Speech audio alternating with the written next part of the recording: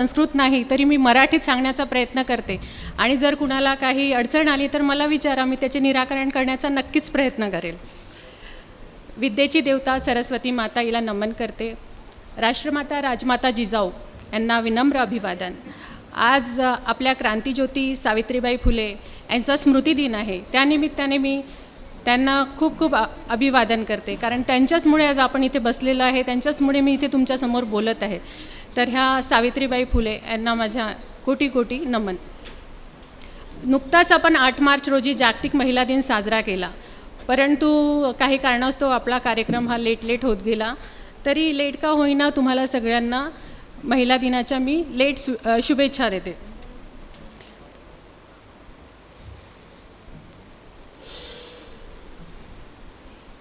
VCRCचे अध्यक्ष माननीय doctor Shardul sir दोनगावकर, उपाध्यक्ष माननीय डॉक्टर नवल सारडा सर, माहेश्वरी महिला मंडळाच्या अध्यक्षा माननीय जयश्रीताई बंग, सचिव डॉक्टर रुची फापट मॅडम, राजस्थानी महिला मंडळाच्या अध्यक्षा माननीय जयश्रीताई चितलांगे आणि सचिव माननीय कविताताई इन्नानी. आज त्यांनी सगळ्यांनी आपल्यासाठी कॅन्सर अवेअरनेस प्रोग्राम आयोजित केला आहे. त्यानिमित्ताने मी त्यांचे खूप खूप आभारी आहे. तसेच त्यांनी मला या अवेअरनेस प्रोग्राममध्ये माहिती देण्यासाठी इथे आमंत्रित केले, त्यानिमित्ताने मी त्यांचे खूप खूप आभार व्यक्त करते. तर आता वेळेचा विलंब न करता, तसाच आपल्याला भरपूर उशीर झालेला आहे, तर आपण सुरू करूया सर्वायकल कॅन्सर. नेमकं सर्वायकल कॅन्सर म्हणजे काय, हा कॅन्सर कुठे होतो, हा कसा पसरतो, कशामुळे होतो आणि आपण ह्या कॅन्सरपासून वाचण्यासाठी काय उपाययोजना करायला पाहिजे आणि आपण काय टेस्टिंग करायला पाहिजे, म्हणजे जेणेकरून आपण कॅन्सरमुक्त राहू. आणि झालाच तर काय करायला पाहिजे हेही मी थोडक्यात तुम्हाला इथे सांगणार आहे. कुणाला काहीही प्रश्न असेल तर माझ्या पूर्ण माहिती दिल्यानंतर तुम्ही केव्हाही समोर विचारू शकता किंवा नंतर येऊन विचारू शकता. कुठल्या स्त्रीला काही अडचण यायला नको आणि सगळ्यांनी आपली जी मॅडमनी पॅप्समेअरची टेस्ट सांगितली आहे ती सगळ्यांनी करून घ्यावी, ही माझी आवर्जून सगळ्यांना विनंती आहे. तर चला सुरुवात करूया सर्वायकल कॅन्सर. आपण सर्वायकल कॅन्सर का बघतो आहे, हा विषय का निवडला आहे, किंवा ब्रेस्ट कॅन्सर हा विषय का निवडला आहे, तर ब्रेस्ट कॅन्सर हा भारतामधील सगळ्यात कॉमन कॅन्सर आहे आणि 2 नंबर आहे सर्वायकल कॅन्सर. आता सर्वायकल कॅन्सर आणि ब्रेस्ट कॅन्सरमध्ये ओढाताण सुरू आहे की कोण पहिले येणार.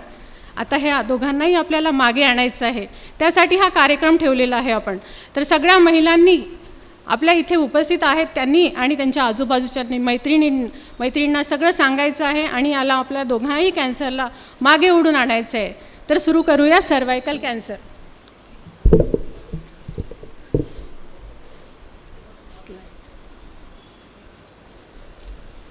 Next slide. आता आपण सर्वायकल कॅन्सर का बघणार आहे, तर 2022च्या सर्वेनुसार पूर्ण जगभरामध्ये 6,04,000 नवीन केसेस दर वर्षाला डायग्नोस होत आहे. किती? 6,04,000. आणि ह्या कुठे? पूर्ण जगामध्ये. आणि त्यामधील साधारणतः 3,42,000 महिला ह्या दर एका वर्षाला कॅन्सरमुळे मृत्युमुखी पडत आहे. आणि त्या पण फक्त कोणत्या? सर्वायकल कॅन्सरमुळे. तर हा कॅन्सर जाणून घेणे त्यासाठी आपल्याला महत्त्वाचं आहे. नेक्स्ट. आता भारताचा जर विचार केला तर भारतामध्ये साधारण रिसेंट सर्वेनुसार 1,32,000 नवीन केसेस दर वर्षाला डायग्नोस होत आहे. साधारणतः 1.25 ते 1.5 लाखाच्या दरम्यान केसेस आपण डायग्नोस करत आहे. आणि त्यामधल्या किती? तर 74,000 महिला ह्या एका वर्षाला कॅन्सरने मृत्युमुखी पडत आहे आणि त्या पण फक्त सर्वायकल कॅन्सरमुळे. आणि यामध्ये कुठल्या महिला रिस्क फॅक्टर आहे, तर 15 वर्षावरील सगळ्या महिला ह्या कॅन्सरसाठी रिस्क फॅक्टर आहे. आणि त्यामध्ये ती संख्या किती? तर 36 कोटी महिला ह्या कॅन्सरसाठी रिस्क आहे. तर ह्या महिलांना आपल्याला आता कॅन्सरपासून परावृत्त करायचं आहे. तर हे जर कॅल्क्युलेशन आपण केलं नेक्स्ट, तर साधारणतः 7 ते 8 मिनिटाला एक महिला मृत्युमुखी पडत आहे आणि ती फक्त सर्वायकल कॅन्सरला. म्हणजे आता आपलं हे अर्धा तास पाऊण तास चालेल, त्यामध्ये 5 ते 7 महिला ह्या ऑलरेडी सर्वायकल कॅन्सरमुळे गेलेल्या असतील. तर एवढा भयानक हा आजार आहे आणि आपल्याला याची थोडीशी माहिती पण नाही. तर हा आपण पूर्णपणे टाळू शकतो. हा कसा होतो, का होतो, आता आपण पुढे बघूया. नेक्स्ट. तर आपण बेसिकपासून सुरू करूया. फिमेल रिप्रोडक्टिव्ह सिस्टीम काय असते, म्हणजे स्त्री प्रजनन प्रणाली काय असते. तर यामध्ये असते 2 ओव्हरीज आणि हे असते युटेरस. युटेरस म्हणजे काय? तर युटेरस म्हणजे तुमची गर्भपिशवी, आणि गर्भपिशवीचा हा वरचा भाग असतो बॉडी ऑफ द युटेरस, आणि हा खालचा असतो सर्विक्स. तर हा सर्विक्स जो आहे याला आपण गर्भपिशवीचे तोंड किंवा गर्भपिशवीचे मुख किंवा ग्रीवा असे संबोधतो. आणि हा पार्ट किती आहे, याची लांबी किती असते, साधारणतः 4 ते 5 सेंटीमीटर. हा पिंक कलरमध्ये तो जो एरिया तुम्हाला दिसत आहे हा आहे सर्विक्स, आणि हा आहे आपला वजायना, योनी मार्ग. तर हा 4 ते 5 सेंटीमीटरचा भाग आपल्याला एवढा त्रास देत आहे. दर वर्षाला 74 स्त्रियांचा बळी घेत आहे. तर ह्या भागाला आपल्याला कॉन्सन्ट्रेट करणं खूप महत्त्वाचं आहे. नेक्स्ट, डॉक्टर जेव्हा तुमची इंटरनल एक्झामिनेशन करतात तेव्हा हे सर्विक्स किंवा गर्भपिशवीचं मुख तुम्हाला कसं दिसते इंटरनल एक्झामिनेशनद्वारे ते बघूया. हे आहे नॉर्मल सर्विक्स. हे गोलाकार असतं आणि मध्ये त्याला असं ओपनिंग असतं. आणि ज्यांना कुठे आजार असेल किंवा सर्वायकल कॅन्सर असेल त्यांना इथे अल्सर दिसू शकतो किंवा एखादा ट्यूमर दिसू शकतो किंवा मग प्री मॅलिग्नंट कंडिशन इथे दिसू शकतात. तर हे नॉर्मल सर्विक्स पिंक कलरचं असतं आणि ॲबनॉर्मल झालं की त्याचे कलर चेंजेस होत राहतात आणि ते ब्लीड करायला लागतं. नेक्स्ट, सर्वायकल कॅन्सरचे रिस्क फॅक्टर बघूया. ह्या चित्रामध्ये, ह्या स्लाईडमध्ये तुम्हाला दिसत आहे हे सगळे गोल केलेले आहे आणि मध्ये काय आहे तर HPV म्हणजे ह्युमन पॅपिलोमा व्हायरस. हा व्हायरस ह्या कॅन्सरसाठी कारणीभूत आहे.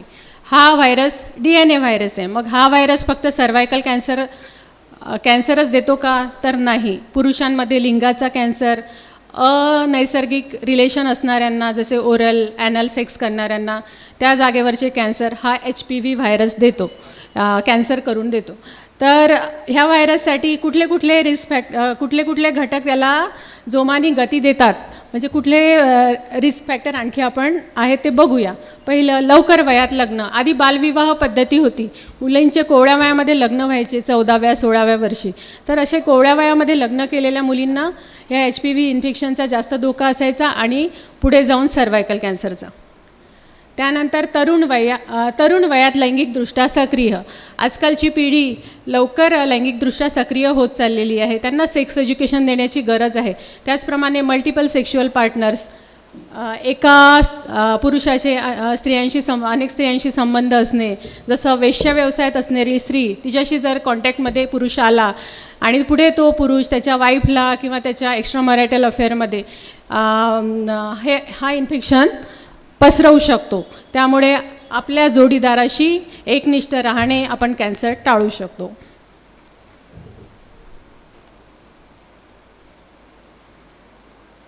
त्यानंतर पुअर जेनायटल हायजीन म्हणजे वजायनामध्ये वेगवेगळे इन्फेक्शन असेल, गोनोरिया, क्लायमेडिया, नेहमी घाणेरडा वास येणे, डिस्चार्ज असणे, असे जर इन्फेक्शन असेल तर हे HPVला ग्रोथ होण्यास आणखी मदत करतात. म्हणून असे इन्फेक्शन असणाऱ्यांना नियमित इन्फेक्शन जर असेल तर नक्कीच सर्वायकल कॅन्सर होण्याची भीती आणखी मोठ्या प्रमाणात असते. त्यानंतर टोबॅको, स्मोकिंग हे तर सगळ्यांना माहीत आहे, सर्व कॅन्सरसाठी कारणीभूत असतेच. त्यानंतर एखादी महिला 4, 6, 8 अशा मुलांना जन्म देत असेल तर तिच्या गर्भपिशवीच्या तोंडाला नियमित ट्रॉमा बसत राहतो आणि तिथे असलेला व्हायरस हा मोठ्या प्रमाणात ग्रो होतो आणि प्री मॅलिग्नंट लिजन स्पेसिंगसाठी ह्या गोळ्या वापरतो साधारणतः 2 ते 3 वर्ष. त्यांनी कॅन्सरचा धोका होत नाही. पण तुम्ही जर तो 5-6 वर्ष वापरत असाल तर त्यांनी प्री मॅलिग्नंट कंडिशन वाढतात आणि नंतर मग कॅन्सरचा धोका वाढतो. तर अशा प्रकारे हे सगळे रिस्क फॅक्टर आहेत आणि यामध्ये आपल्याला कुठला रिस्क फॅक्टर आहे हे आधी आपण ओळखायचं आहे. आणि सगळ्यात सेंटर आहे याचा ह्युमन पॅपिलोमा व्हायरस. तर पुढे बघूया. नेक्स्ट, हे सर्विक्सचे वेगवेगळे लिजन्स आहे, म्हणजे कुठकुठले तिथे फोडं होतात किंवा ट्यूमर येतात आणि कुठले मॅलिग्नंट असतात आणि कुठले नॉन मॅलिग्नंट असतात. नॉर्मल गर्भपिशवीचं मुख असं दिसतं, आपण आधीच बघितलं आहे. ज्या महिलेच्या खूप डिलेवरी झाल्या आहे तिचं ओपनिंग जरा स्लीटसारखं होऊन जातं आणि पिंकिश कलर असतो, हे पण नॉर्मलच आहे. पण ज्यांना प्री मॅलिग्नंट कंडिशन आहे, इरोजन आहे किंवा पुढे आपण बघणार आहे CIN 1, 2, 3 असं आहे, तर त्यांना असे मध्ये असं गोलाकार लालसर एरिया बनतो, त्याला इरोजन असं म्हणतात. तर ही प्री मॅलिग्नंट कंडिशन आपल्याला लवकर डायग्नोज करायची आहे आणि आपल्याला इथून इथपर्यंत जायला आपल्याकडे साधारणतः 10 ते 15 वर्षाचा वेळ असतो. तर ह्या लिजनला आपल्याला डायग्नोज करून याची ट्रीटमेंट करायची आहे. त्यानंतर आहे सर्वायकल पॉलिप. डॉक्टर तुम्हाला बरेचदा सांगतात की तुमच्या गर्भपिशवीच्या तोंडावर छोटीशी मत्स्यासारखी गाठ आहे, ती गाठ आपण काढतो आणि हिस्टोपॅथोला पाठवतो. ही पण नॉन मॅलिग्नंटच असते. त्यानंतर बारीक बारीक सिस्ट असतात, त्याला नेबोथियन सिस्ट म्हणतात. हे क्रोनिक इन्फ्लमेशन आहे, म्हणजे कुठेतरी तुम्हाला इन्फेक्शन झालेलं आहे, खूप दिवसांपासून आहे आणि ते सर्विक्सनी हील करण्याचा प्रयत्न केलेला आहे, तर असे सिस्टिक लिजन इथे आपल्याला दिसू शकतात. आणि शेवटी येतो मग आपला कॅन्सर. हा कॅन्सर आपल्याला टाळायचा आहे. इथे आपल्याला एक तर अल्सर दिसू शकतो किंवा आपल्याला ट्युमर दिसू शकतो. त्याला आपण इन्स्ट्रुमेंटनी टच जरी केला तर ते ब्लीड व्हायला लागतं. नेक्स्ट. आता सिम्टम्स हे कॅन्सरमध्ये येतात. प्री मॅलिग्नंट स्टेजमध्ये 90% महिलांमध्ये सिम्टम्स आढळत नाही. त्यामुळे आपल्याला कुठलं सिम्टम नाही आहे म्हणून आपल्याला कॅन्सर होणार नाही, ही चुकीची गोष्ट आहे. त्यासाठीच आपण ही टेस्टिंग करणार आहोत. ठीक आहे. कॅन्सर झाल्यावर काय लक्षणं असणार, काय सिम्टम्स असणार, तर इंटरमेन्स्ट्रुअल ब्लिडिंग म्हणजे काय, कुणाची पाळी रेग्युलर येत असेल आणि मध्येच जर तिला ब्लिडिंग होत असेल, मध्ये मध्ये डाग पडतो आहे, मध्ये स्पॉटिंग होत आहे, तर अशा महिलेने आपल्या आरोग्याची काळजी घेणं गरजेचं आहे, डॉक्टरांशी सल्ला घेणं गरजेचं आहे.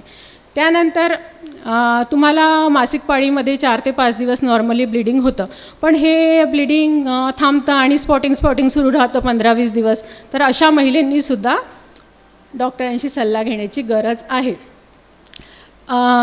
शारीरिक संबंध आल्यावर खूपशा महिलांना ब्लिडिंग होण्याचा त्रास होतो, तर अशा महिलांनी लवकरात लवकर डॉक्टरांचा सल्ला घ्यायला पाहिजे. त्याचनंतर ओटीपोटामध्ये दुखणे, रिलेशन ठेवल्यावरती परत वजायनामध्ये किंवा ओटीपोटामध्ये पेन होणे, हे सगळे सर्वायकल कॅन्सरचे लक्षणं आहे. सगळ्याच कॅन्सरप्रमाणे वजन कमी होणे आणि युरिनेशनचा त्रास होणे किंवा मग वारंवार लघवीला जाणे, हे सगळे सर्वायकल कॅन्सरची लक्षणं आहे. त्याचप्रमाणे वजायनल डिस्चार्ज.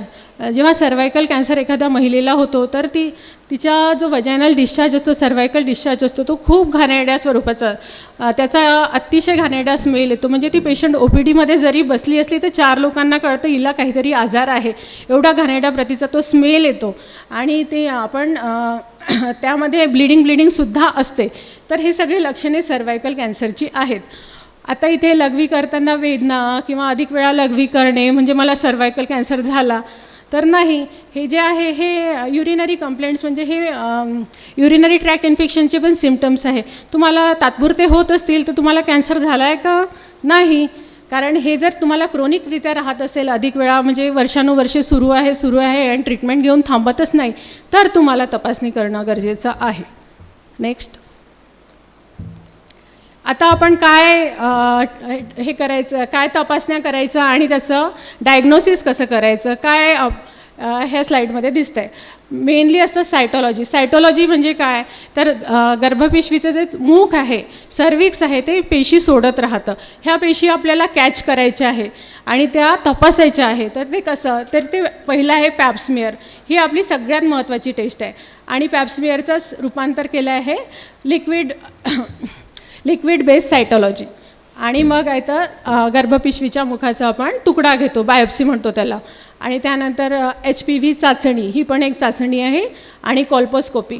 आणि कुणाला जर कॅन्सर झाला असेल तर मग आपण त्याचे वेगवेगळ्या तपासण्या करतो, एक्सरे किंवा मग USG, CT स्कॅन, सिस्टोस्कोपी म्हणजे दुर्बिणीद्वारे मूत्राशयाची तपासणी किंवा मग आतड्यांची तपासणी, अशा वेगवेगळ्या तपासणी आपण कॅन्सर झाल्यावर करतच असतो. नेक्स्ट. आता सर्वात महत्त्वाचं म्हणजे पॅप्समियर. आता पॅप्समियर म्हणजे काय, हा कसा घेतला जातो आणि कुणी घ्यायचा, आणि मी तर अजून घेतलाच नाही, मग आता माझं कसं होईल, अशा भीती कुणालाच बाळगायच्या नाही आहे. तर आता आपण याची माहिती घेऊया. पॅप्समियर हा नॉन ब्लिडिंग फेजमध्ये घ्यायचा आहे आणि यासाठी पेशंटला कुठलीच प्रिपरेशन करायची नाही आहे. OPD द्यायचं आहे, साधारणतः 4 ते 5 मिनटाचा कालावधी लागतो आणि त्यानंतर तुम्ही एकदम फ्री होऊन जाता. तर पेशंटला युरिन पास करून आपण एक्झामिनेशन टेबलवर झोपवतो, पाय थोडेसे फ्लेक्स करतो आणि इथे तुम्ही चित्रामध्ये बघू शकता हे पाय आहे, हे पाय आपण फ्लेक्स करतो असे, आणि डॉक्टर इंटरनल एक्झामिनेशन करतात. हे आहे कस्को स्पेक्युलम. ह्या स्पेक्युलमनी आपण गर्भपिशवीचं तोंड असं इथे आहे, ही गर्भपिशवी आहे आणि ही गर्भपिशवीचं तोंड सर्विक्स आहे, इथनं आपण त्याला बघतो. मग सगळ्यात पहिले बघितल्यावर आपण त्याचं व्हिज्युअल इन्स्पेक्शन म्हणजे तो कसा आहे, नॉर्मल दिसतो आहे की त्यावर अल्सर आहे की तिथे कुठली गाठ आहे हे बघतो. आणि त्यानंतर हा आहे आयर स्पॅच्युला, म्हणजे लाकडी एक चमच्यासारखं डिव्हाइस असतं, ते आपण इथे सर्विक्सवर 360 डिग्रीनी पूर्ण असं गोलाकार फिरवतो, म्हणजे तिथले सेल कलेक्ट करतो. आणि हे सेल्स आहे आपण हे स्लाईडवर म्हणजे काचपट्टीवर लावतो आणि त्याला फिक्स करून हे पॅथॉलॉजिस्टकडे पाठवतो. ही पॅप्समेअर करताना कुणाला इंजेक्शनची गरज पडत नाही, कुणाला ॲडमिट व्हायची गरज पडत नाही, कुणाला कसली रिॲक्शनसुद्धा येत नाही, आणि ही सगळ्यांनी आपल्याला करायची आहे. आणि खर्च अतिशय थोडा, साधारणतः 700-800 रुपयेमध्ये ही टेस्ट होऊन जाते. आणि ही प्रत्येक महिलेने ही टेस्ट दर 3 वर्षाला करायची आहे. नेक्स्ट, आपण पॅथॉलॉजिस्टकडे स्मिअर पाठवला, स्लाईड पाठवली, तर मग त्यांना कसं दिसतं, नॉर्मल जर असेल तर त्यांना चौकोनी आकाराचे अशा स्क्वेअर शेप सेल्स दिसतात आणि मध्ये असा न्यूक्लियस दिसतो, डॉट दिसतो. आणि ॲबनॉर्मल असतील तर ते खूप मोठ्या डिस्प्लास्टिक सेल्स असतील तर असे मोठे मोठे झालेले असतात आणि न्यूक्लियस पण वाढलेला असतो आणि त्या रँडमली कशा पण दिसतात. तर पॅथॉलॉजिस्ट आपल्याला मग त्यावर निर्णय देतो की इथे काय डिस्प्लास्टिक सेल आहे की नॉर्मल आहे. नेक्स्ट, आता हेच आपण ही पॅप्समेअर केव्हा केली पाहिजे, तर पॅप्समेअरची टेस्ट आपण वयाच्या 21व्या वर्षी सुरू करायला पाहिजे. आणि तुम्ही जर लैंगिकदृष्ट्या सक्रिय आधी होत असाल तर 3 वर्षाच्या आत ही तपासणी करून घ्यायला पाहिजे. आणि आतापर्यंत मी तपासणी केलीच नाही, आता काय, तर तुम्ही आजपासून सुरुवात करा. प्रत्येक एव्हरी 3 इयर्सला ही तुमची पहिली टेस्ट निगेटिव्ह असेल, नॉर्मल असेल तर तुम्ही एव्हरी 3 इयर्सला ही टेस्ट रिपीट करा. केव्हापर्यंत, तर वयाच्या 65व्या वर्षीपर्यंत. नेक्स्ट, लिक्विड बेस्ड सायटोलॉजी म्हणजे काय, हे पॅप्समेअरच आहे. फक्त आपण घेतलेलं सॅम्पल हे लिक्विड मीडियामध्ये पाठवतो आणि मग पॅथॉलॉजिस्ट त्याच्यावर प्रोसेसिंग करून आपल्याला रिपोर्टिंग देतात. नेक्स्ट, आता आपला पॅप्समेअर नॉर्मल आला तर सगळ्यांनी एव्हरी 3 इयरला तो रिपीट करायचा आहे. पण ज्यांचा ॲबनॉर्मल आला मग त्यांनी काय करायचं, इन्स्पेक्शन केलं, डॉक्टरांनी सांगितलं गर्भपिशवीच्या तोंडावर तुमचं फोड दिसत आहे, अल्सर दिसत आहे, मग त्याचं काय करायचं, तर त्यासाठी कॉल्पोस्कोपी असते. कॉल्पोस्कोपीमध्ये काय करतो आपण, मोबाईलवर जसं कुठलाही फोटो झूम करून बघतो, आपल्याला काही आवडलं तर आपण कसं त्याला झूम करून बघतो काय आहे हे, तर तसेच इथे आपण गर्भपिशवीचं तोंड जे आहे हे झूम करून बघतो. 5 to 20 टाईम्स आपण त्याला झूम करू शकतो आणि त्याला वेगवेगळे सोल्युशन्स अप्लाय करतो आणि मग तिथून टार्गेटेड एरिया म्हणजे आपला काय आहे, कुठे अल्सर आहे, आपल्याला कुठून बायोप्सी घ्यायची आहे आणि कुठे ट्रीटमेंट करायची आहे हे आपल्याला दिसतं. नेक्स्ट, हा आहे कॉल्पोस्कोप. यातनं आपण बघतो दुर्बिणीसारखं आणि हा गर्भपिशवीचं तोंड हे आपल्याला मोठं झूम होऊन दिसतं आणि मग यावरती आपण वेगवेगळे सोल्युशन्स अप्लाय करतो जसे ॲसिटिक ॲसिड आणि ल्युगॉल्स आयोडीन. तर आपण नेक्स्ट स्लाईडमध्ये बघूया. नेक्स्ट, तर हे कॉल्पोस्कोपिकल काही इमेजेस आहे. तर हे बघा, सर्विक्स कसा हा नॉर्मल आहे, इथे ॲसिटिक ॲसिड अप्लाय केलेलं आहे. हे जे व्हाईट दिसतं आहे हे व्हाईट लाईट इफेक्ट आहे, हे अल्सरेशन वगैरे काही नाही. हे नॉर्मल पिंक कलरचा सर्विक्स असतो आणि हे त्याचं ओपनिंग आहे. ठीक आहे. आता कुणाला प्री मॅलिग्नंट कंडिशन असेल तर ॲसिटिक ॲसिड अप्लाय केल्यावर इथे बघा व्हाईट एरिया दिसत आहे आणि तो हाय ग्रेडचा असेल तर हे बघा नकाशासारखा मॅप लाईक स्ट्रक्चर दिसत आहे. तर हे आहे प्री मॅलिग्नंट कंडिशन. तर ह्या कंडिशन्स आपल्याला डायग्नोज करायच्या आहे आणि जर आपण आयोडीन सोल्युशन अप्लाय केलं तर तुम्हाला वाटत असेल हे लाल लाल झालं, हे काय आहे, तर हे नॉर्मल आहे. हे सगळं नॉर्मल टिश्यू आहे. नॉर्मल टिश्यू जो असतो तो आयोडीन ॲब्झॉर्ब करतो आणि जो ॲबनॉर्मल डिस्प्लास्टिक सेल्स असतात त्या ॲब्झॉर्ब करत नाही, त्यामुळे त्या असे डिस्कलर्ड दिसतात. पण तुम्हाला जे हे ब्राऊन ब्राऊन दिसत आहे हे नॉर्मल आहे आणि हे व्हाईट दिसत आहे हे ॲबनॉर्मल आहे. तर असे 2 प्रकारचे सोल्युशन्स आपण अप्लाय करू शकतो आणि हे प्री मॅलिग्नंट कंडिशन आपण डायग्नोज करू शकतो. नेक्स्ट, आता सगळ्यात महत्त्वाचं म्हणजे प्रिव्हेन्शन. प्रिव्हेन्शन काय असतं, कॅन्सर होण्याआधीच आपल्याला तो टाळायचा आहे. त्यासाठी 3 पद्धतीचे प्रिव्हेन्शन मेथड्स असतात. प्रायमरी म्हणजे प्राथमिक, सेकंडरी म्हणजे दुय्यम आणि टर्शरी म्हणजे थर्ड. तर आपल्याला प्रायमरी म्हणजे प्राथमिक प्रतिबंध म्हणजे काय, तर आता आपल्याला माहिती आहे सर्वायकल कॅन्सर कशामुळे होतो, HPV. मग आपल्याला हे इन्फेक्शनच होऊ द्यायचं नाही आहे, याला म्हणतात प्रायमरी प्रिव्हेन्शन. मग आपण काय करू शकतो, तर व्हॅक्सिनेशन करू शकतो. 9 ते 14 वर्ष वयोगटातील सगळ्या मुलामुलींचं व्हॅक्सिनेशन करायचं. मग व्हायरसच येणार नाही आणि सर्वायकल कॅन्सरच होणार नाही. त्यानंतर आपण टोबॅको किंवा स्मोकिंगपासून सगळ्यांना परावृत्त केलं पाहिजे. त्यानंतर सगळ्यांना पण सेक्स एज्युकेशन दिलं पाहिजे. मुलामुलींना फ्रीली कॉन्डोमचा यूज करायला शिकवलं पाहिजे. आणि सगळ्यात महत्त्वाचं म्हणजे सर्कमसिजन, जी मुस्लिम कम्युनिटीमध्ये लिंगाची स्किन, नवीन नवजात बाळाची स्किन कापल्या जाते, त्याला सर्कमसिजन म्हणतात किंवा मराठीत त्याला सुंता म्हणतात. तर ही स्किन कापल्याने त्यांना HPV-पासून प्रोटेक्शन मिळतं आणि त्या कम्युनिटीमध्ये सर्वायकल कॅन्सरचं प्रमाण कमी आहे. आता हे जे प्रायमरी प्रिव्हेन्शन आहे हे आपल्याला HPV-पासून वाचवतं, ह्युमन पॅपिलोमा व्हायरसपासून वाचवतं. मग इथे आपण प्रिव्हेन्शन केलं तर आपण इकडे जाणारच नाही आहे, म्हणून हे सगळ्यात महत्त्वाचं प्रिव्हेन्शन आहे. आता आपण आपली जी एज ग्रुप आहे, आपण वॅक्सिन घेतलेलं नाही आहे, मग आपण काय करायला पाहिजे? आपण तर यातून सुटलेलं आहे प्रायमरी प्रिव्हेन्शनमधून. आता मग आपल्यासाठी सेकंडरी प्रिव्हेन्शन म्हणजे आपले पॅप्समियर आपण एव्हरी 3 इयरली घेतलं पाहिजे. काही जर त्यामध्ये प्री मॅलिग्नंट लिजन असेल तर आपण त्याची ट्रीटमेंट करायला पाहिजे आणि HPV टेस्ट करायला पाहिजे. एव्हरी 3 इयरली पॅप्समियर करायला पाहिजे आणि त्याची जशी गरज आहे तशी ट्रीटमेंट करून आपण थर्ड स्टेजमध्ये म्हणजे कॅन्सरच्या स्टेजमध्ये जाणार नाही याची काळजी घेतली पाहिजे. आता आपण काहीच केलं नाही आणि इकडे गेलो तर मग काय? मग आपलं आहे कॅन्सर झाला की तुम्हाला माहीतच आहे, सर्जरी, रेडिओथेरपी आणि किमोथेरपी. नेक्स्ट. तर हे प्रायमरी प्रिव्हेन्शन काय आहे? तर हेच लस द्यायची, आपल्याला स्मोकिंग अवॉइड करायचं आहे, आपल्या पार्टनरशी आपल्याला एकनिष्ठ राहायचं आहे, 18 वर्षानंतरच सेक्शुअल ॲक्टिव्हिटी आपले मुलं करतील याची आपण काळजी घ्यायला पाहिजे आणि कॉन्डोमचा वापर केला पाहिजे आणि लसीकरण केलं पाहिजे आणि पॅप स्क्रीनिंग आपण करायला पाहिजे. नेक्स्ट. आता वॅक्सिन. तर भारतामध्ये 4 प्रकारच्या वॅक्सिन अवेलेबल आहेत. आता आपण जी देतो आहे ती गार्डासिल 4 वॅक्सिन ही आपल्यासाठी सरकारने फ्रीली उपलब्ध करून दिलेली आहे. यामध्ये 4 प्रकारच्या जाती आहेत, म्हणजे व्हायरसच्या जाती आहेत, स्ट्रेन्स म्हणतो आपण त्याला, 16, 18, 9, 11 आणि ह्या सगळ्या टॉक्सिक स्ट्रेन आहे. तर ही वॅक्सिन सगळ्यांनी घ्यायला पाहिजे. याबद्दलचे जे निगेटिव्ह कमेंट्स येत आहे ते सगळ्यांनी टाळायला पाहिजे. ही वॅक्सिन खूप जुनी आहे, 20 वर्षापासून आहे. जे काही कंट्रीज यूज करत आहे, डेव्हलप कंट्री यूज करत आहे, तर तिथे कॅन्सरमुक्त होण्याचे प्रमाण वाढत आहे आणि आपण अजून त्या वॅक्सिनवर शंका घेत आहे. म्हणजे आपण किती मागासलेले आहे, आपण याचा विचार करायला पाहिजे.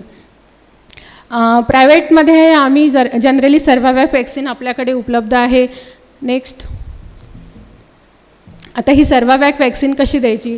तर 9 ते 14 वर्षातील वयोगटातील मुलामुलींना पण ही वॅक्सिन आपण देऊ शकतो आणि ही 2 डोजेसमध्ये आपण देतो. पहिला डोस आज दिला तर दुसरा डोस 6 महिन्यांनी द्यायचा आहे आणि 15 ते 26 वर्ष वयोगटातील मुलांना 3 डोस द्यायचे.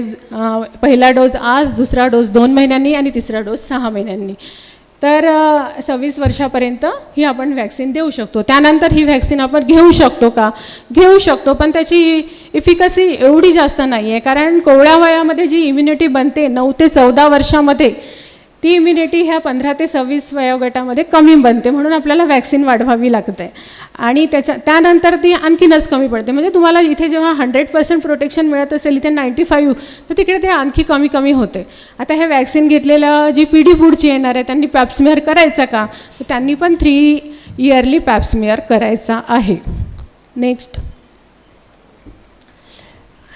हीच आपली गव्हर्नमेंटने जी वॅक्सिन अवेलेबल केलेली आहे, गार्डासिल 4 नावाची वॅक्सिन आहे आणि आता त्यांनी टार्गेटेड पॉप्युलेशन फक्त 14 वर्षातील मुलींना केलेलं आहे. कारण ही वॅक्सिन जी आहे 9 ते 14 वर्षामध्ये अधिक प्रभावशाली असते. मग आता त्यांनी 14 वर्ष वयोगट कॅच केलं आहे. पुढल्या वर्षी 13 वर्षाच्या मुली 14 वर्ष होतील, त्यांना ते कॅच करतील, कारण वॅक्सिनची संख्या कमी आहे आणि आपल्याकडे पैशांचा अभाव आहे, म्हणून त्यांनी छोटासा एज ग्रुप टार्गेट केलेला आहे. नेक्स्ट. आता प्री मॅलिग्नंट कंडिशन आपल्याला कॉल्पोस्कोपीमध्ये दिसल्या, तिथे अल्सर आहे, फोड आहे, ट्यूमर आहे, तर आपण काय करायचं आहे? तर त्याची बायोप्सी करायची आहे. हे बायोप्सीसाठी यंत्र आहे आणि आपल्याला इथला तुकडा काढायचा आहे सर्विक्सचा आणि हा पॅथॉलॉजिस्टकडे आपण तपासायला पाठवतो. नेक्स्ट. आता पॅथॉलॉजिस्ट आपल्याला रिपोर्टिंग देतात. आपण जेव्हा बायोप्सी पाठवतो तर नेमकं काय, पॅथॉलॉजिस्ट त्याला कशा दृष्टीने बघतात, आम्ही कशा दृष्टीने बघतो आणि तुम्ही कशा दृष्टीने बघता हे बघूया. तर हे गर्भपिशवीचं आपलं सर्विक्स आहे. इथून आपण बायोप्सी काढली आहे, पॅथॉलॉजिस्टकडे दिली. तर असं जर त्यांना दिसलं, म्हणजे सगळे पिंक पिंक कलरचे सेल आहे, सगळं व्यवस्थित आहे, तर ते म्हणतात नॉर्मल आहे, काही काळजी करण्याचं कारण नाही. प्री मॅलिग्नंट कंडिशन जेव्हा आम्ही तुम्हाला सांगतो त्यामध्ये काय असतं, तर 1, 2, 3 CIN 1, 2, 3 ह्या स्टेजेस असतात. तर ह्या स्टेजेसमध्ये काय आहे, हे जे तुम्हाला थोडे रेडिश कलरचे सेल दिसतात आहे, हे ॲबनॉर्मल सेल्स आहे, डिस्प्लास्टिक सेल्स आहे. ह्या सेल्सची जशी जशी संख्या वाढेल तसं तसं स्टेजिंग त्याचं वाढत जातं.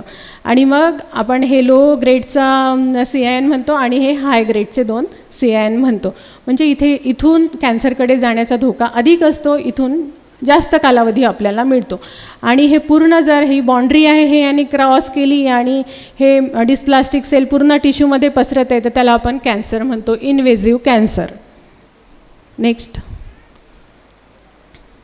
आता ह्या CA सर्व्हिक्सचे सर्वायकल कॅन्सरचे प्रकार कुठले, तर सगळ्या कॅन्सरप्रमाणे squamous cell carcinoma, adeno carcinoma, mix carcinoma असे वेगवेगळे प्रकार आहे. ते डॉक्टरांच्या दृष्टीने महत्त्वाचे आहे, कुठली ट्रीटमेंट पेशंटला द्यायची. नेक्स्ट. आता प्री मॅलिग्नंट कंडिशन जे याच्या आधीची स्लाईड घ्याल दादा, 2 स्लाईड आधी, हां याच्या आधीची. ह्या प्री मॅलिग्नंट कंडिशन आहे, ह्या डायग्नोज झाल्या, आपण इथला बायोप्सी घेतली आणि हे पॅथॉलॉजिस्टने सांगितलं प्री मॅलिग्नंट कंडिशन आहे, मग काय करायचं, कॅन्सरची वाट पाहायची का नाही, यावर 100% आपल्याला उपचार पद्धती अवेलेबल आहे आणि आपल्याला गर्भपिशवी काढण्याची गरज नाही. नेक्स्ट. 3rd स्लाईड घ्याल. हां. तर CIN 1 जर असेल, म्हणजे लो ग्रेडचा जर कॅन्सर असेल तर त्यासाठी वेगवेगळ्या पद्धती आहे आणि CIN 2, 3 असेल तर त्यासाठी वेगळ्या पद्धती आहे, त्या पुढे मी सांगते. नेक्स्ट. पुढची. तर ही आहे क्रायोथेरपी. क्रायोथेरपीमध्ये काय असतं, तर एक अशी क्रायो गन असतं, बंदूकसारखी असतं. ह्या टिपला टेम्परेचर एकदम -22 डिग्री केल्या जातं आणि जो आपला अफेक्टेड एरिया जो आपल्याला व्हाईट दिसला होता तिथे तो अप्लाय केला जातो आणि तिथले सगळे सेल्स आपण डिस्ट्रॉय करतो. आणि हा डिस्ट्रॉय केलेला एरिया साधारणतः 6 ते 8 आठवड्यामध्ये भरून येतो, तेव्हापर्यंत पेशंटला डिस्चार्ज वगैरे जाऊ शकतो. आणि मग त्याचा आपण 3 to 6 मंथली पॅप्समियर रिपीटेडली घेत राहतो, म्हणजे तो प्री मॅलिग्नंट फ्री झाला की नाही हे आपण चेक करत राहतो. अशा पेशंटला आपण वाऱ्यावर सोडत नाही, त्यांना आपण रेग्युलरली फॉलोअपला बोलवतो आणि तो प्री मॅलिग्नंट स्टेज नॉर्मल झाली की नाही हे आपण नियमितपणे चेक करतो. नेक्स्ट. त्यानंतर डायथर्मी, मागच्या स्लाईडमध्ये आपण त्याला एकदम कमी टेम्परेचरला केलं आहे, तर इथे आपण त्याला हाय टेम्परेचरला सेल्स डिस्ट्रॉय करतो आणि त्याला नॉर्मल करण्याचा प्रयत्न करतो. नेक्स्ट. कोनायझेशनमध्ये असा कोन शेप एरिया असतो, आपण हा कट करून टाकतो पूर्णपणे, कॅन्सर म्हणजे प्री मॅलिग्नंट कंडिशन पूर्णच काढून टाकतो आणि हा तपासायला देतो आणि मग याचा रेग्युलरली आपण फॉलोअप घेतो. नेक्स्ट. आता कॅन्सर, सगळ्या कॅन्सरप्रमाणे ह्या कॅन्सरच्या पण 4 स्टेजेस आहे. स्टेज 1, 2, 3, 4 सगळ्यांनाच माहिती आहे. 1 म्हणजे गर्भपिशवीच्या मुखामध्येच आहे, 2 म्हणजे थोडासा बाजूला गेला आहे, 3 म्हणजे आजूबाजूच्या अवयवांना जसं किडनीपर्यंत पोहोचला आहे आणि 4 म्हणजे डिस्टंट मेटास्टॅसिस, म्हणजे तो लंगपर्यंत, लिव्हरपर्यंत, ब्रेनपर्यंत जाऊन पोहोचलेला आहे. तर ही स्टेजिंग कशासाठी, तर ही स्टेजिंग आपल्या ट्रीटमेंटसाठी आणि आपलं आयुष्य किती दिवस सुरक्षित राहणार आहे यासाठी. नेक्स्ट. स्टेज 1मध्ये जनरली स्टेज 1मध्ये डायग्नोज जर आपण कॅन्सर डायग्नोज केला तर आपल्याला सर्जिकल उपाय आहे, आपण सर्जरी वेगवेगळ्या पद्धतीच्या करू शकतो. हिस्टेक्टॉमी, एक्सटेंडेड हिस्टेक्टॉमी असतात. 2, 3, 4 यांना सर्जरी लागू होत नाही. ह्या स्टेजेस म्हणजे लेट स्टेजेस आहे, आपल्याला इथे रेडिओथेरपी आणि किमोथेरपीज द्यावं लागतं. आता स्टेज 1मध्ये डायग्नोज झालं, आपण हिस्टेक्टॉमी केलं तर त्या पेशंट साधारण किती वर्ष जगू शकतात, तर साधारणतः 83% महिला ह्या 5 वर्ष निरोगीपणे जगू शकतात. मग स्टेज 2मध्ये डायग्नोज केलं तर 65% महिला ह्या 5 वर्ष निरोगीपणे, आणि मग जसं जसं स्टेजिंग वाढतं तसं तसं सर्वायवल कॅपॅसिटी थोडी कमी होत जाते. म्हणून अर्ली डायग्नोसिस आणि अर्ली ट्रीटमेंट आणि ह्या स्टेजपर्यंत आपल्याला येऊच द्यायचं नाही, आपण प्री मॅलिग्नंट स्टेजमध्येच याला डायग्नोज करणार आहोत. नेक्स्ट. ट्रीटमेंट काय आहे तेच शस्त्रक्रिया, रेडिओथेरपी आणि किमोथेरपी. नेक्स्ट नेक्स्ट नेक्स्ट ही आहे रेडिओथेरपी. त्याच्या वेगवेगळ्या पद्धती आहे. ब्रॅकीथेरपी, एक्सटर्नल बीम रेडिएशन. नेक्स्ट. तर आता आपण हा पॅप स्मिअर केव्हा करायला पाहिजे. आता मी सुरुवातीला तुम्हाला रिस्क फॅक्टर दाखवले. कुठले रिस्क फॅक्टर आहेत, तर ते रिस्क फॅक्टर आपल्यामध्ये आहेत का हे ओळखायचे. आपल्यामध्ये असतील तर आपण हाय रिस्क कॅटेगरीमध्ये येतो आणि नसतील तर आपण लो रिस्क कॅटेगरीमध्ये येतो. लो रिस्क कॅटेगरीमध्ये असू तर प्रत्येक 3 वर्षाला आपल्याला पॅप स्मिअर करायचं आहे, वयाच्या 65 वर्षापर्यंत, प्रत्येक 3 वर्षाला. आणि आपल्यामध्ये हाय रिस्क फॅक्टर असेल, जसं स्मोकिंग असेल किंवा मग इम्युनोकॉम्प्रोमाइज्ड पेशंट असतील किंवा मग HPV इन्फेक्शन आधी झालेले असेल किंवा लवकर लग्न झाले असेल, मल्टिपल बर्थ्स असतील, तर अशा पेशंटला आपल्याला HPV टेस्ट आणि पॅप टेस्ट आणि क्लिनिकल एक्झामिनेशन ह्या तिन्ही गोष्टी सोबत करायच्या आहेत. आणि ह्या जर निगेटिव्ह आल्या तर मग त्यांचं HPV टेस्टिंग निगेटिव्ह जर आली तर त्यांचं रुटीन 3 इयरली पॅप स्मिअर आपल्याला घ्यायचा आहे. आता हा व्हायरस बॉडीमध्ये गेला तर हा लगेच कॅन्सर देतो का, नाही. तो आपल्याला भरपूर वेळ देतो, 10 ते 20 वर्ष वेळ देतो, डिपेंडिंग म्हणजे तुमच्या इम्युनिटीवर ते डिपेंड राहतं. मग 10 ते 20 वर्ष वेळ एवढा आपल्याला व्हायरसने दिलेला आहे, तरी आपण आणखी पण अजून आपली पॅप स्मिअर टेस्ट केलेली नाही. किती महिलांच्या पॅप स्मिअर टेस्ट झालेल्या आहेत? एकही महिलेची झालेली नाही. आणि आपण प्री मॅलिग्नंट स्टेज ज्या बघितल्या आहेत त्या मोस्टली असिम्प्टमॅटिक असतात, म्हणजे त्याला कुठलेच सिम्प्टम येत नाही. तुम्हाला वाटतं की आपण तर नॉर्मल आहे, आपण कशाला ही टेस्ट करायची, कशाला ते इंटरनल एक्झामिनेशन करायचं, कशाला डिस्कम्फर्ट करून घ्यायचं स्वतःला. तर पुढचा डिस्कम्फर्ट टाळायसाठी हे आपल्याला लवकर करायचं आहे. आणि फक्त डिस्कम्फर्ट होणार, तुम्हाला कुठलीच पेन होणार नाही, कुठलंच इंजेक्शन तुम्हाला लागणार नाही. 5 मिनटाचा वेळ फक्त तुम्हाला द्यायचा आहे. आणि प्रत्येक महिलेनी आणि आपल्या जवळच्या नातेवाईकांची पॅप स्मिअर टेस्ट करून घ्यायची आहे आजपासून. आणि यानंतर प्रत्येक 3 वर्षाला आपल्या मोबाईलमध्ये रिमाइंडर लावून ठेवायचं 3 वर्षानंतरचं, की माझी पॅपची नेक्स्ट व्हिजिट केव्हा आहे. आणि ती जर ॲबनॉर्मल असेल तर लवकर ट्रीटमेंट घ्यायची आहे आणि लवकरच आपल्याला आपला भारत देश कॅन्सरमुक्त करायचा आहे. नेक्स्ट. आता लसीकरण केलेल्या महिला यांना पण आपल्याला पॅप स्मिअरची टेस्ट करणे अनिवार्य आहे. त्याचप्रमाणे HIV वगैरे असेल, इम्युनोकॉम्प्रोमाइज, तर त्यांची रिकरंट आपल्याला पॅप टेस्ट करावी लागते. नेक्स्ट. तर यामधून आपण एवढंच शिकू शकतो की प्रायमरी प्रिव्हेंशन म्हणजे काय, व्हायरस होण्याआधी आपल्याला तो कसा प्रिव्हेंट करायचा आहे. हे कुणासाठी आहे? आपल्या मुलामुलींसाठी आहे. वॅक्सिनेशन आणि सेक्स एज्युकेशन हे सगळ्यात महत्त्वाचं आहे. त्यांना हे सगळं घरी जाऊन सांगायचं आहे, न लाजता, की कसं आपण कॅन्सर प्रिव्हेंट करू शकतो. तो किती मोठ्या प्रमाणात आपल्यामध्ये पसरलेला आहे. आणि आपण जे HPV ग्रस्त असू किंवा आपल्यामध्ये प्री मॅलिग्नंट कंडिशन असेल तर त्या आपल्याला लवकरात लवकर डायग्नोज करून आपल्याला कॅन्सर मुक्त व्हायचं आहे. तर खूप सोपं आहे, खूप कठीण असं काहीच नाही आहे. फक्त आपल्याला 5 मिनिट द्यायचे आहे आपल्या हेल्थसाठी. तर मी अशी अपेक्षा करते यानंतर आपण सगळेजण या आठवड्यामध्ये पॅप स्मिअर तपासणी करून घेतील. थँक्यू.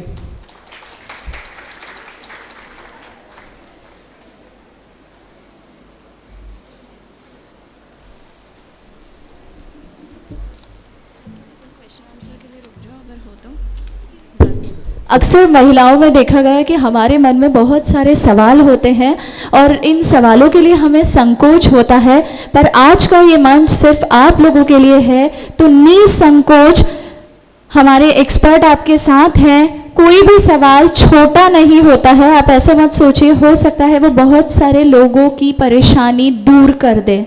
तो स्वागत है आप सभी का. यहाँ हमारा 5 मिनट का सेशन है क्वेश्चन आंसर. सर्वाइकल कैंसर से रिलेटेड किसी को भी अगर कोई भी मन में सवाल हो तो अपनी जगह पर हाथ ऊपर करें और हम आपके पास आएंगे.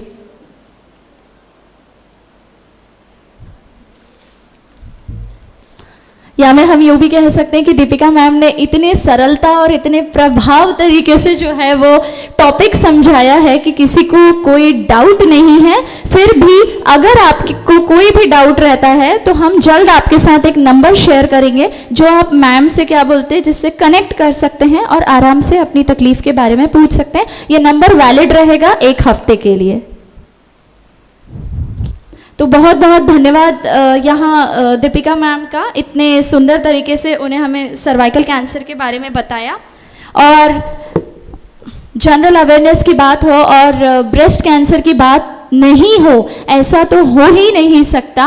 और इसीलिए आज ब्रेस्ट कैंसर दुनिया भर में महिलाओं में जो इतना ज़्यादा कॉमन कैंसर बन गया है, लेकिन अच्छी बात यह है कि समय पर अगर पहचान हो जाए तो इसका भी इलाज पूरी तरह से संभव है।